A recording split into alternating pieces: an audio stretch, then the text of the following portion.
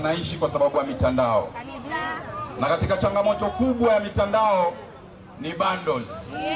Kwa sababu wewe ukinipa biashara yako nikutangazie, lazima nitakuitisha bundles, ndio? Lakini nkeza hiku naona ziposti viral kandi kwa la watu wanaewa free wifi. Jibu watu wanainjiza tu bure. Unatia tu bure. Jamani, mimi nawaambia kitu kimoja. Katika maisha sasa hivi, ukiona mtu ama kiongozi ambaye yuko karibu yako na anakusaidia, basi muangalie sana. Maana kuna watu kazi yao kuchenga chenga vivi we achaza chimenya ndio maeranzo nini. Kwa hiyo vijana wenzangu, mimi nataka kuambia kitu kimoja. Mimi niwe mfano kwenu kwa sababu mimi mwanijua, nimeanza hapa kwa Leati na wakili ndio mentor wangu. Lakini leo hii si mnaniona kidogo na chitambi. So mambo ganjina higa mitandao.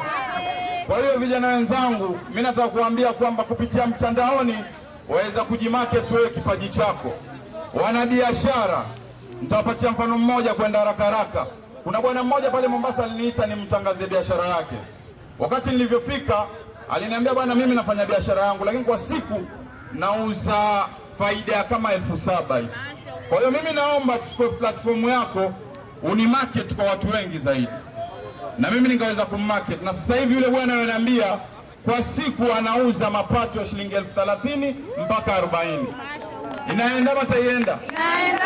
Kwa hiyo hapo kazi nitokea mara mbili, yeye ninamsababishia kazi na mimi ambaye aninipatia pia kazi. Kwa hiyo vijana wenzangu, tuutumie huu mtandao kwa njia nzuri, tusitumie kwa njia mbaya, kwa sababu huu mtandao ndio darasa na huu mtandao ndio sehemu ya biashara. Leo hii ukitangaza njugu zako hapa ama korosho zako mpaka aliye China ndakuona kabisa, kwa sababu tu ya wifi ambayo kwa kiwaiva inaendota iendwa. Haya uende ni tutam. Haya pirita